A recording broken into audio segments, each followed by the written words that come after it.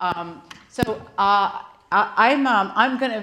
didn't pay either Chris or Professor List to make those comments about structure, because that basically stepped up exactly what it is that I wanted to talk about. So much of my research relates to valuing ecosystem services, water quality, some form of non-market goods and services. And this revolution, this huge change in how economists, environmental economists, and the general field of economics uses data, a very reductionist empiricist, is fascinating. It's really great. There's all sorts of things that it does.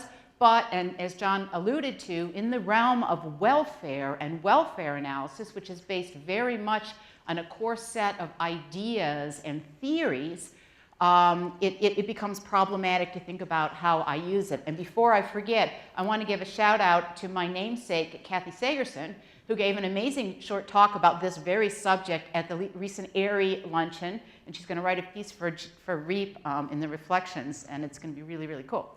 So I think hers was titled, "Where Has All the Theory Gone in Environmental Economics?" or something of that sort. Okay, so I very much enjoyed reading the slides at 4 a.m. that were sent to me. Thank you so much for that, Professor Fineff. And what I took away from those papers and the comments that you've heard so far was, how do I, as a person that's interested in non-market valuation, that relies very heavily on structural kinds of stories, how do I think about better using and engaging with this incredibly rich, reduced form literature? So that's what that question is, the title is meant to be. For those of you who are not steeped in non-market valuation and why it's important, I have one slide to hopefully convince you of that. Under the Reagan presidency, he put in place an executive order, 12285, I think it was initially called, where any regulation that was going to have more than $100 million impact on the US economy had to undergo a benefit cost analysis. There is a lot of a huge consultants and people at EPA and lots of others then began to do more benefit cost analysis, in part as a result of this, but a great many academics like myself who wrote methodological papers that had a number, suddenly they were taking those numbers and using them for benefit cost analysis, which is sort of a whole other issue in all of this. But in any event, these are very important. These numbers change regulations. Sometimes they change whether something gets passed or not. Sometimes they actually change the implementation of a regulation. And that's happened in a great many cases in water.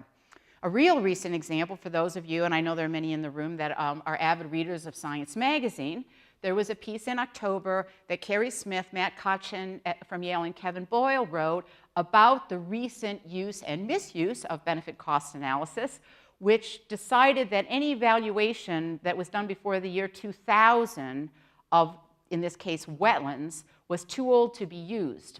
This was a revision of a rule on waters of the US, WOTUS, that was done by the current administration, that completely changed the benefit cost analysis, which was in favor, came out positive under the previous administration, and our colleagues wrote a commentary saying that this is an absurd use of benefit cost analysis and should not be allowed to stand.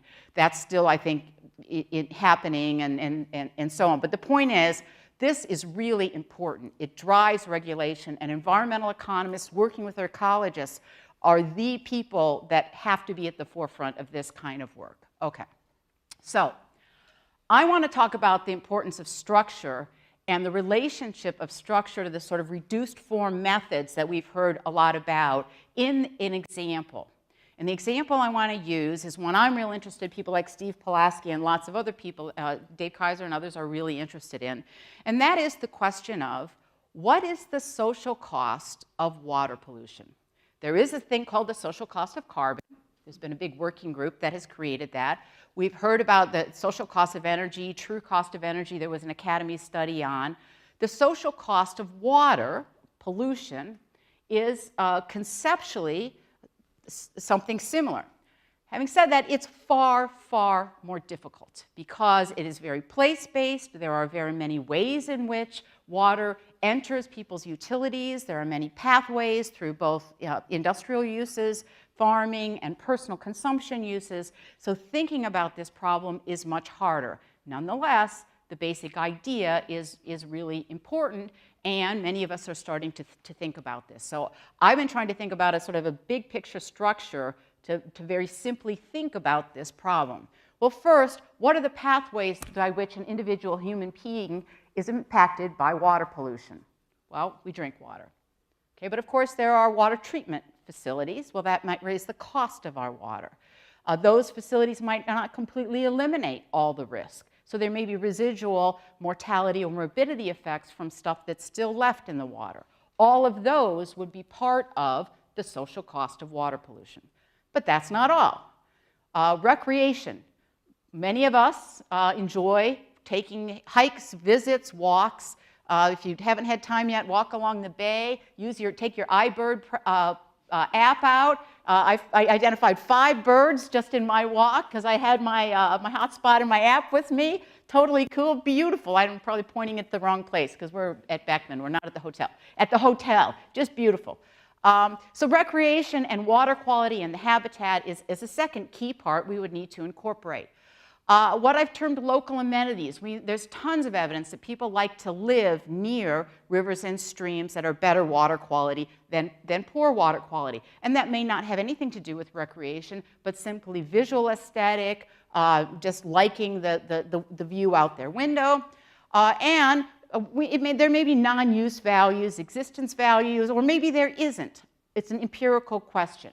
So a piece of structure that John, in his talk yesterday, wrote down a utility function for us.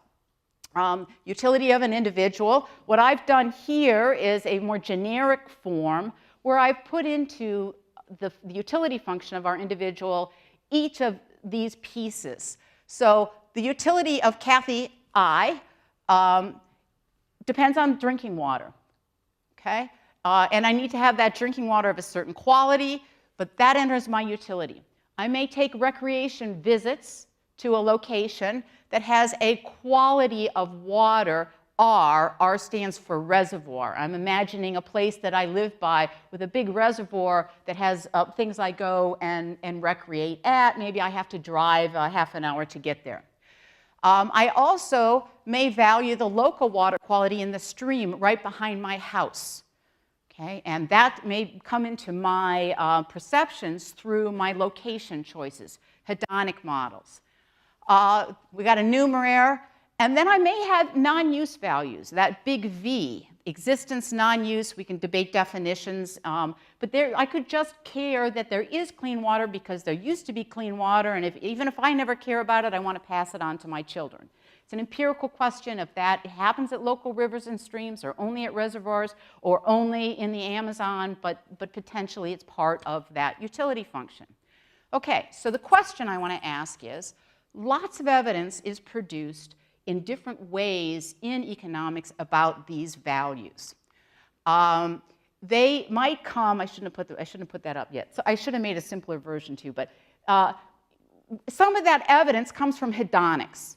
Okay, there are some great studies of hedonics where they look at housing values. Arguably, those house prices can reflect water quality near where people locate.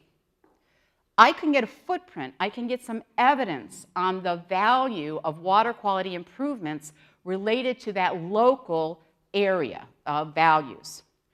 I could separately get some information about the value of improving water quality at that faraway reservoir where I recreate by collecting information on how much people visit that lake and its water quality compared to other places. That's a second place I might get information revealed through market behavior of what the values are.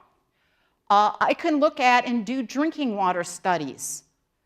Steve Polasky and Bonnie Keeler and others have done some really nice look at the costs of drinking water when there's nitrate contamination in groundwater, but there might be residual damages in health. I might be able to get some information about that component there. Non-use values, if they exist, well, by definition, I'd have to get them through some kind of non-market, non-revealed preference approach like stated preference. In short, what I want, if I'm really interested in trying to come up with a number of the marginal damages from pollution to water from all these different pieces, is evidence on all of those. And so I asked myself, can I look to these pieces in the literature and find a way to use them to add them all up? So for the economists, and ecologists are very mathematical people as well, so I wasn't worried about putting an equation up. If you maximize that utility function in a Pareto optimization where you have a Z is being produced, and in order to produce Z, pollution is an input into it, you get what will look like to economists a very standard type of first order condition. The first term is, if you change P pollution, how much does that improve or worsen water quality in the reservoir?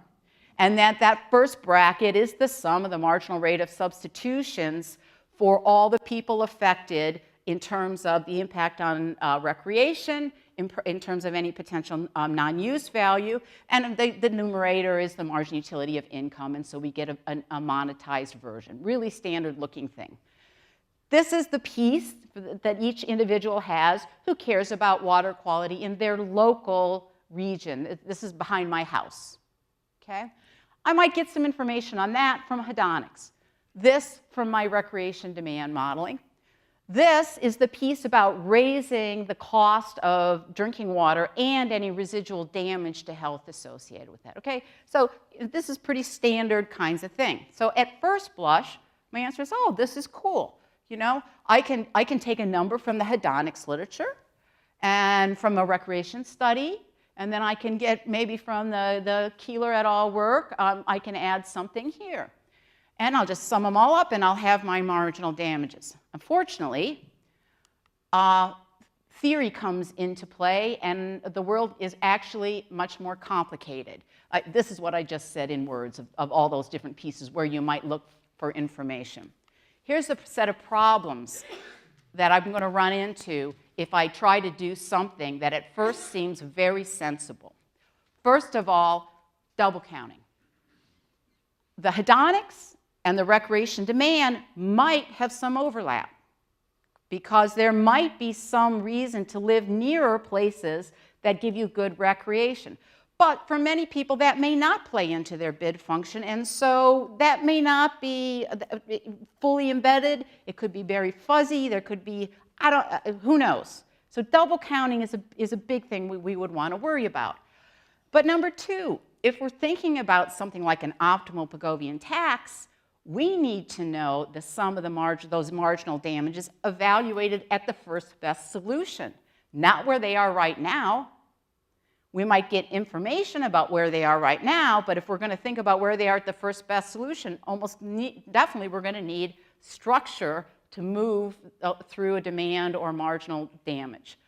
Third, and this is a real hard one, sequencing. We know that if we're thinking about summing, especially for non-marginal changes, if we were going to do integrals over those pieces, we'd have to do the order of integration. We'd have to this is you know, micro theory 601 or whatever. You got to do the order of integration quickly to get them. We might be undercounting. Extent of the market. How many people do we sum over? Where is this end? That doesn't come from most of the sort of reduced form studies and a lot of recreation demand studies, but that's critical in determining what the answer is. And we haven't really gotten anything hard yet, because everything I've talked about is a static model where everybody is assumed to know everything. But in reality, there's all kinds of information asymmetries or just lack of information where people don't know. So do these things fully come up in hedonic markets? Well, we have to make assumptions that they really know and recognize the water quality metrics that we're using in our models. And then there's a whole question about dynamic values. If people change over time, if there's resorting, all of these things interplay and play together. So I've done now. The key point here is this is an example, I think, where we should be trying to take the kinds of results and data that come from reduced form models like hedonics and do a better job of using them. But I don't think it's a trivial thing, and I think it's going to require some theory, strong separability assumptions or not in these various components. So I'll stop there.